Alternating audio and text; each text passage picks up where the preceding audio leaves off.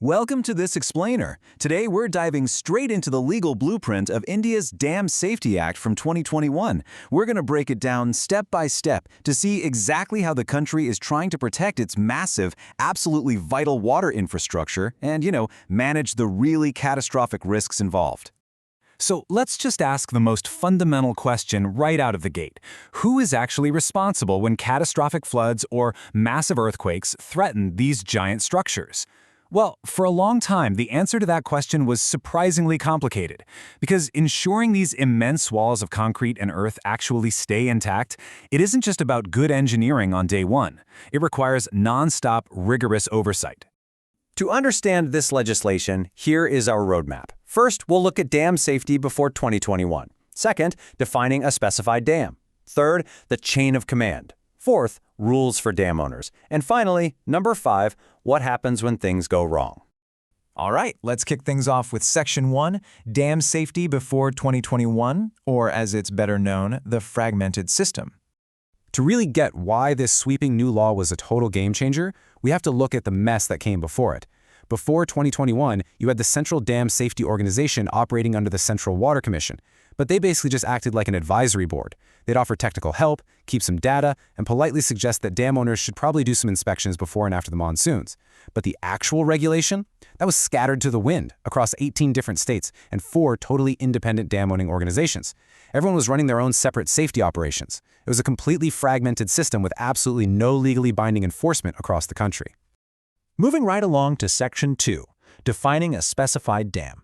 What exactly falls under this act? So, you might be wondering, does this apply to every single puddle and pond embankment? No. The government got incredibly precise here, targeting structures where a failure would be an absolute disaster.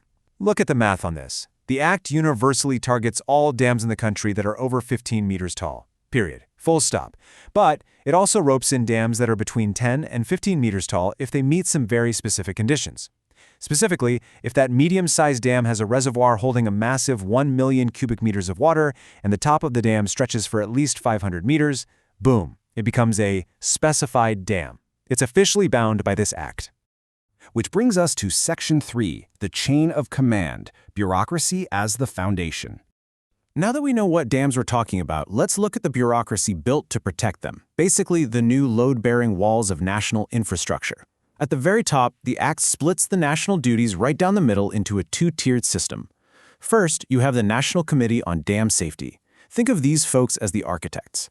Their whole job is to evolve the policies and recommend the actual safety regulations. Then, you have the National Dam Safety Authority. These are your enforcers. They actually implement the policies, and crucially, if there's a regulatory fistfight between state organizations or dam owners, they step in to resolve it. Now, take that exact same setup and mirror it at the state level. You've got your State Committee on Dam Safety, which oversees the big picture rehabilitation programs and reviews safety progress. But the real heavy lifters on the ground, that's the state dam safety organizations. These are the watchdogs. They are legally tasked with perpetual surveillance, meaning constant, active inspection and monitoring of the dams right in their own backyards. Let's dive deeper in Section 4. Rules for dam owners, the on-the-ground operators. Zooming right down to the concrete itself, this law is crystal clear. Dam owners cannot just sit back anymore. Under this act, the owners hold the legal bag for the safe construction, operation, and maintenance of their dams. They can't just cross their fingers and wait for a state inspector to pop by once a year. No, they are legally required to set up a dedicated on-site dam safety unit for every single facility they own. We're talking about trained eyes on the structure 24/7, intimately familiar with all its unique engineering quirks. And think of this next part like an emergency checklist for first responders. These on-site safety units have mandatory inspection triggers. Sure, they have to inspect before and after the monsoon season, that's standard stuff. But here is where it gets serious. They must also leap into action during and after every earthquake, during and after every single flood, or the second they spot any sign of structural distress. There is no waiting around for committee approval. If the earth moves, they move. And it's not just about running out to check for cracks. Owners have to constantly follow a very strict set of operational steps.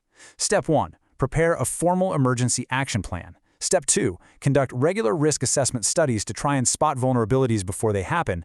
And Step 3, they have to prepare a massive, comprehensive dam safety evaluation, and they have to use a panel of experts to do it. It is an endless, rigorous cycle of prep and evaluation. So Section 5, when things go wrong. Let's talk about the ultimate stakes. What if a dam owner just ignores all of this? What if they decide a risk assessment is a bit too pricey this year, or they literally block safety officials from doing their jobs? Well, the 2021 Act gave these authorities some serious teeth. If anyone obstructs an official or just flat out refuses to follow safety directions, they are looking at up to a full year in prison. Getting in the way of safety isn't just frowned upon, it's a severe criminal offense. But what if that negligence actually causes a catastrophe? If an owner's obstruction or refusal to comply tragically leads to a loss of life, things escalate instantly. In those fatal cases, that prison sentence doubles to 2 years. It's a sobering reality check. The law is directly tying the administrative paperwork of compliance right to the human cost of infrastructure failure. So wrapping up this explainer, I want to leave you with a pretty massive question. We've seen this huge shift, right? We've gone from a totally fragmented, suggestion-based system to this mathematically precise law with a strict chain of command, mandatory on-site units, and literal prison time for those who ignore it. But on the ground, will this incredibly rigorous blueprint actually be enough to cut through the red tape? With climate change throwing wildly unpredictable monsoons at us and these concrete giants getting older by the minute, the ultimate test of the Dam Safety Act is coming. Thanks so much for joining me on this explainer, and keep questioning the infrastructure around you.